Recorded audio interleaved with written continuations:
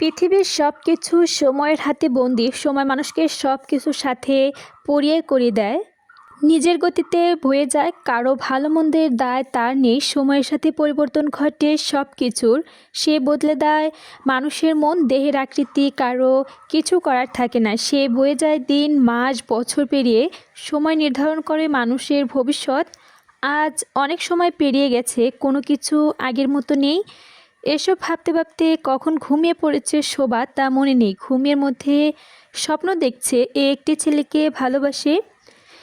ছেলেটি শোভাকে জড়িয়ে ধরে আছে। শোভার বাবা এই অবস্থা দেখে দুজনকে আলাদা করার চেষ্টা করে, কিন্তু কিছুতেই করতে পারে না।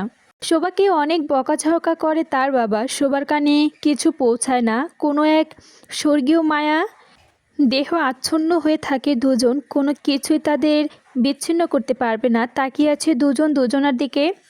শোভার বাবা বারবার তাদের সমাধান করছে, তারা যেন কিছুই শুনতে পাচ্ছে না। ভীষণ রেগে গিয়ে শোভার বাবা ঘর থেকে রামদা নিয়ে আসে, তবু তাদের কোনো হুঁশ নেই। পলকহীনভাবে তাকিয়ে তাকিয়ে তারা শুধু দেখে। রাগে দুঃখে শোভার বাবা এক কোষে দুজনকে কেটে ফেলল, কিন্তু আশ্চর্য, তবু তারা একজন আরেকজনের ছাড়ল না। তাদের রক্ত গড়িয়ে পড়ছে। শোভার বাবা দেখল যেখানে ওরা দাঁড়িয়ে আছে উঠোনের মাঝে, সেখানে ওদের রক্ত একটি পুকুর হয়ে গেল। পুকুরের মাঝখানে দাঁড়িয়ে আছে ওরা দুজন। হঠাৎ ওরা উধাও হয়ে গেল। সেখানে ফুটে রইল দুটি টকটকে লাল পদ্ম। শোভার বাবা পাগলের মতো করতে লাগলো, চিৎকার করতে লাগলো। পুকুরের চারপাশে বেড়া দিয়ে তার পাশে সারাক্ষণ কাঁদছে শোভার বাবা। প্রতিদিন হাজার হাজার লোক আসে সেই দৃশ্য দেখতে। এই স্বপ্ন দেখে ঘুম ভেঙে যায় শোভার। ভয় গলা শুকিয়ে যায়, ঘামে ভিজে যায় সারা শরীর। ভয়ে চিৎকার করে বাবা মাকে ডাকে শোভা। তারা এসে শান্ত করে শোভাকে। দুঃস্বপ্ন দেখেছো জিজ্ঞেস করতে শোভার মা। মায়ের মুখের দিকে তাকায় শোভা, কিন্তু স্বপ্নের ভয়ঙ্কর দৃশ্য ভুলতে পারে না। যে ছেলেটাকে স্বপ্ন দেখেছে সে যেন জীবন্ত ছবি। কিছুতে চোখ সেখান থেকে সরাতে পারে না শোভা। স্পষ্ট হয়ে থাকে শোভার চোখে। তখন প্রায় ভোর। শোভার বাবা মা মেয়েকে শান্ত করে নামাজে পড়তে বলে যায়। শোভা তবু অজু করে নামাজ পড়ে আল্লাহর কাছে সমস্ত বিপদ থেকে রক্ষা পেতে চায়। সারাদিন কিছুতে স্বপ্নের কথা ভুলতে পারে না শোভা। বারবার ছেলেটির ছবি তার চোখের সামনে ভেসে ওঠে। শত বছর পরে দেখলো এই ছবি সে ভুলতে পারবে না। দুপুরে খাওয়া দাওয়া সেরে নিজের ঘরে বসে স্বপ্নের কথা ভাবে শোভা। হঠাৎ মনে পড়ে অনেক দিন রূপা ভাবির সাথে দেখা হয় না, যাই ভাবির সাথে দেখা করে আসি। মাকে বলে রূপা ভাবির বাড়িতে চলে যায় সে। ভাবি শোভাকে দেখে জড়িয়ে ধরে। কিরে শোভা, এতদিন পর ভাবির কথা মনে পড়লো?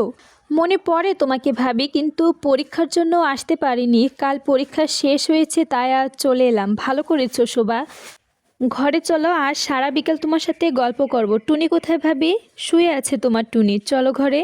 অনেকক্ষণ গল্প হলো দুজনের। টুনিও জেগে উঠল, টুনিকে অনেক আদর করলো শোভা। ভাবি চা করতে আনে, শোভা টুনিকে নিয়ে খেলছে। এমন সময় বাহির থেকে যে কে যেন ভাবি বলে ডাক দিল। শোভা জানালা দিয়ে বাহিরে তাকালো।